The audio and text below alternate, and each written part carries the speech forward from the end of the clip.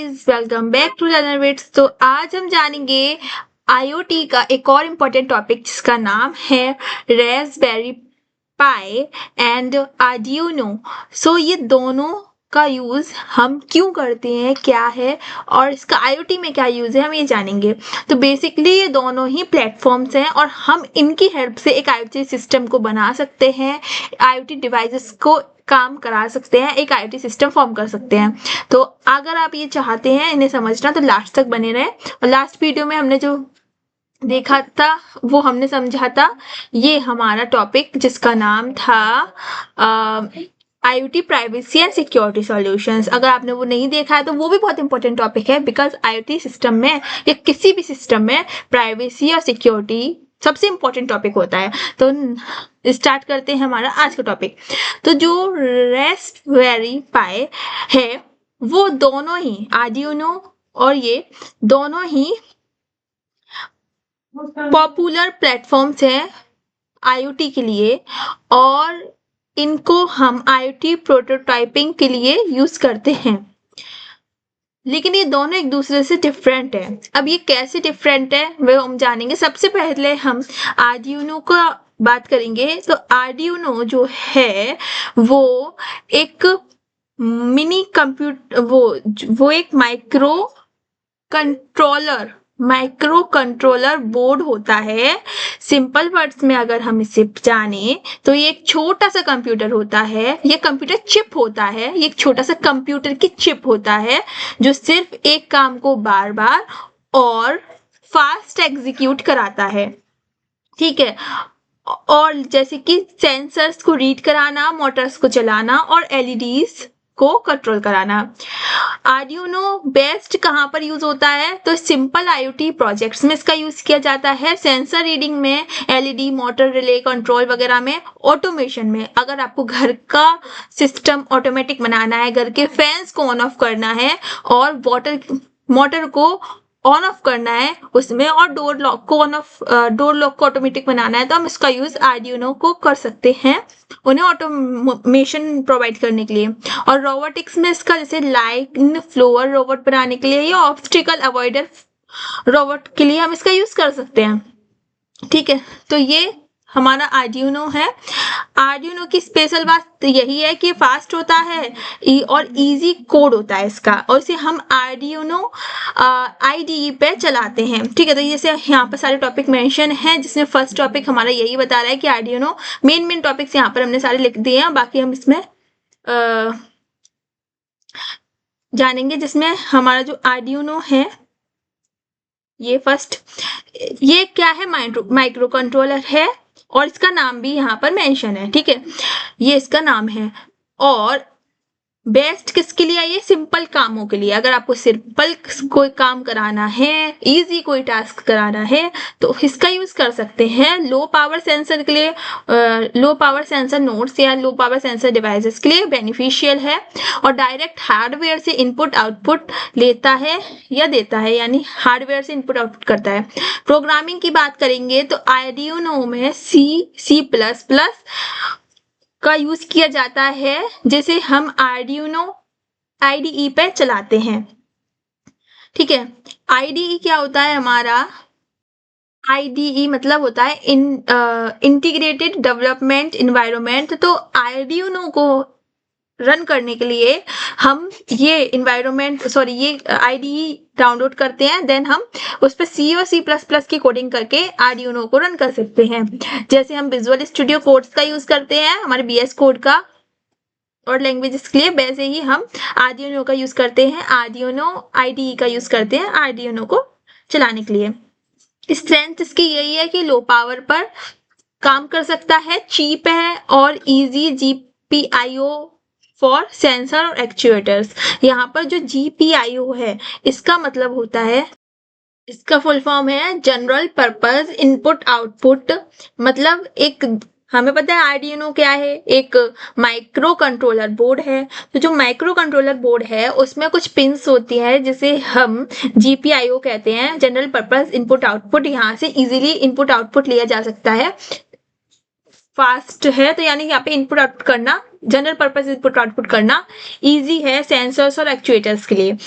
Real time digital और analogue input output हो सकता है।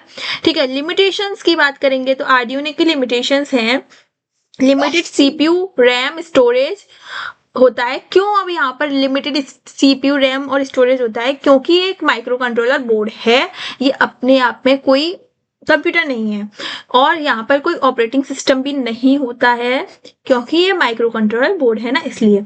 सो limited network stacks unless you add modules, यहाँ पे लिमिटेड आपको नेटवर्क स्टैक्स मिलेंगे, बाकी आप इसमें मॉड्यूल्स ऐड कर सकते हो। कॉमन यूज इसका यही है कि रीडिंग सेंसर्स को रीड करना, टर्निंग रिलेस ऑन ऑफ करना, small battery powered notes, small छोटी बैटरी है और पावर नोट्स। एग्जाम्पल प्रोजेक्ट अगर हम इसके साथ बनाना चाहें तो वो हो जाएगा हमारा सॉइल मॉइस्चर सेंसर का, जिसमें हम एक आर्डिनो में कोडिंग कर आईडी डाउनलोड कर उसमें हम water pump, automatic water pump से जो सॉइल मॉइस्चर सेंसर है उसका यूज करके करवा सकते हैं यूज। ठीक है, तो ये था हमारा आर्डिनो का पूरी इंफॉर्मेशन। तो इसका मतलब यही है कि ये बिल्कुल फास्ट काम करता है, फास्ट रेस्पॉन्स देता है, इजी टू कोड है, रियल टाइम टास्क के लिए परफेक्ट है और चीप है और बिगनर फ्रेंडली है। ये इसका आर्डिनो का। नेक्स्ट हमारा था रास्पबेरी, और आर्डिनो का काम केवल हार्डवेयर, मतलब मेनली हार्डवेयर को कंट्रोल करना होता है, मेनली हार्डवेयर को ही हैंडल करता है। रास्पबेरी पाई नेक्स्ट हमारा टॉपिक है, जिसमें हम ये होता है, इसमें ये इसका नाम है रास्पबेरी पाई 4। ये एक सिंगल बोर्ड कंप्यूटर होता है जो कि लाइनेक्स पर चल सकता है, लाइनेक्स पर चलता है। ठीक है, तो रास्पबेरी पाई एक मिनी कंप्यूटर होता है, इसमें प्रोसेसर भी होता है, रैम, यूएसबी पोर्ट्स, HDMI और वाईफाई, ब्लूटूथ, मेमोरी कार्ड, एक स्टोरेज के रूप में सब कुछ होता है। ये पूरा कंप्यूटर की तरह ही है। इसमें ओएस भी होता है, रास्पबेरी पाई ओएस, या फिर लाइनेक्स पर ये चल सकता है। ठीक है, रास्पबेरी पाई बेस्ट कहाँ यूज होता है? कॉम्प्लेक्स IoT प्रोजेक्ट्स में और मशीन लर्निंग के लिए IoT प्रोजेक्ट्स में, कैमरा सर्वेलेंस में, स्मार्ट होम सर्वर में, वॉइस असिस्टेंस में, और जैसे एलेक्सा वगैरह इन सब में, वेब सर्वर होस्टिंग में, डाटा लॉगिंग या डैशबोर्ड में, प्रोग्रामिंग लर्निंग जैसे पाइथन, जावा। और रास्पबेरी पाई की स्पेशल बात यही है, कंप्यूटर लेवल प्रोग्राम है।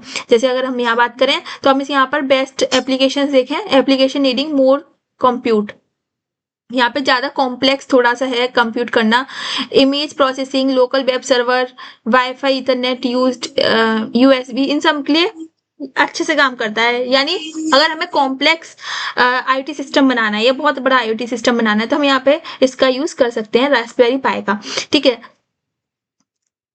और यहाँ पर हम प्रोग्रामिंग कर सकते हैं पाइथन में, सी में, जावा में, और भी काफी सारी लैंग्वेजेस में जो भी आपको आती हो, और इसको हम रास्पबियन जो OS है उस पर चला सकते हैं। स्ट्रेंथ्स की बात करेंगे तो इसमें ज्यादा CPU और रैम होती है, क्योंकि अपने आप में एक सिंगल बोर्ड कंप्यूटर होता है, फाइल सिस्टम भी होता है, नेटवर्किंग भी होती है, इजी टू रन डाटाबेसेस और ML मॉडल्स लोकली। अगर हम लोकली डाटाबेसेस और ML मॉडल्स चलाना चाहते हैं तो इजीली रन हो जाएंगे। लिमिटेशन इसकी ये रहेगी कि हाई पावर यूजेस के लिए है, और छोटे बैटरी नोड्स या फिर छोटे यूजर्स के लिए थोड़ा आइडियल नहीं है, और ये एक्सपेंसिव ज़्यादा है क्योंकि ये काम भी तो ज़्यादा कर रहा है।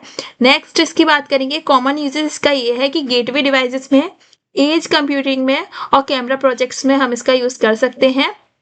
अगर हमें रास्पबेरी पाई से कोई एग्जाम्पल प्रोजेक्ट बनाना होगा तो हम उससे बना सकते हैं एक example project, camera for pole hole detection using OpenCV, है ना। तो हम इससे बना सकते हैं और ये एग्जांपल है चूजिंग बिटवीन देम। अब आर्डिनो और रास्पबेरी पाई में कौन सा आपके लिए बेटर है? तो अगर आपको बहुत ही ज़्यादा बड़े बड़े प्रोजेक्ट्स बनाने हैं और बहुत कॉम्प्लेक्स IoT सिस्टम बनाना है तो हम रास्पबेरी पाई का यूज़ कर सकते हैं। देन अगर हमें सिंपल प्रोजेक्ट्स बनाने हैं जैसे बिगनर फ्रेंडली या फिर स्टूडेंट्स पर्पस के लिए तो हम आर्डिनो का यूज़ कर सकते हैं, जो कि tiny low cost sensor nodes and processing time, मतलब छोटे छोटे प्रोजेक्ट के लिए ज़्यादा अच्छा है और ये बड़े बड़े प्रोजेक्ट के लिए ज़्यादा अच्छा है। और इसमें आपको OS भी मिलता है रास्पबेरी पाई में, क्योंकि अपने आप में एक सिंगल बोर्ड कंप्यूटर होता है इसलिए, और आर्डिनो तो एक माइक्रो कंट्रोलर चिप है तो इसलिए इसका यूज़ किया जाता है। ठीक है, तो बेसिकली जो रास्पबेरी पाई है वो IoT का ब्रेन है और आर्डिनो इसकी IoT मसल्स है जो कि मेनली हार्डवेयर को कंट्रोल करता है।